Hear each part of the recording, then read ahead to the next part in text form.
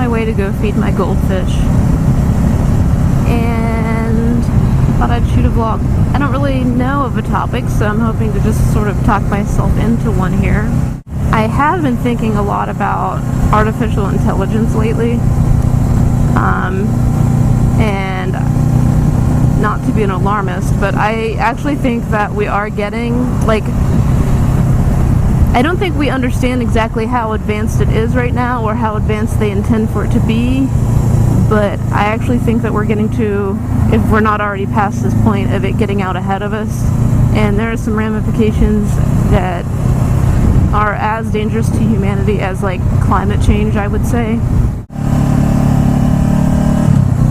Yeah, I just went to this conference where people were sort of talking about artificial intelligence in education and how they could utilize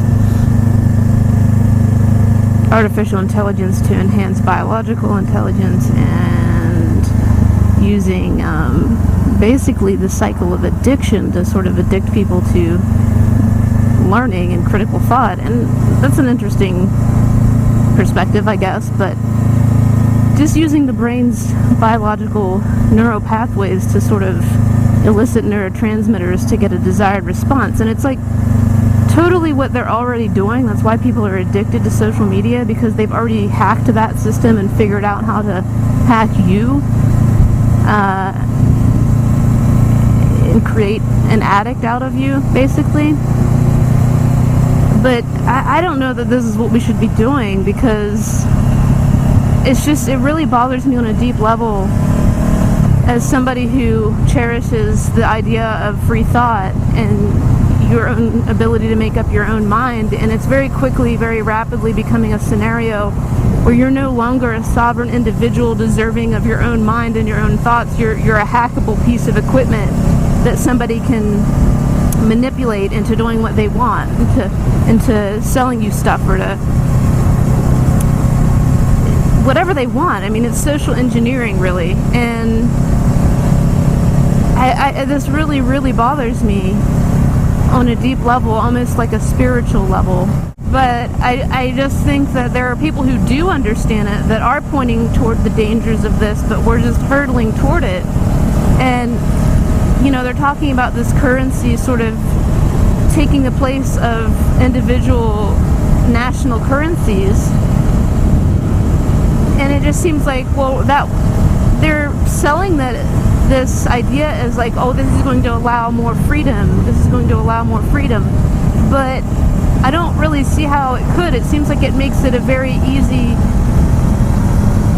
sort of push-button manipulation thing, like Edward Snowden was talking about when he tried to tell everybody about what's going to happen with all of the surveillance state stuff. He basically said, like, well, they basically have made, you know, switch, you know, just a push-button tyranny. Like, if all it takes is one bad actor to turn this into this tyrannical situation.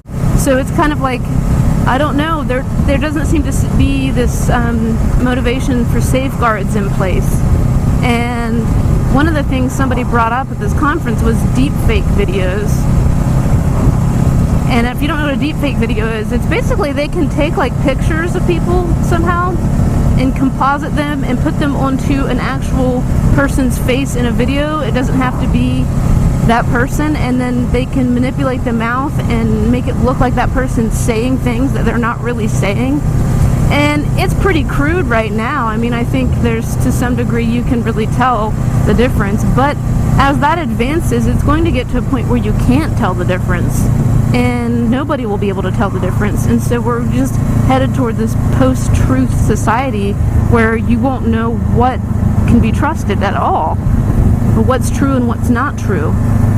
And DARPA is putting a lot of money into figuring out the limits of what deepfake can reach and how can computers detect something that's a deepfake.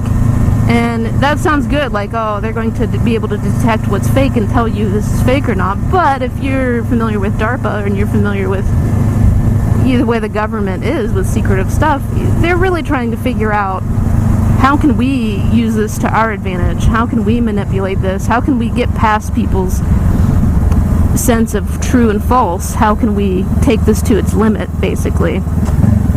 How can we make something so authentically real looking that not even a computer can tell the difference? And then once they've done that, they can just completely construct reality for us, you know what I mean?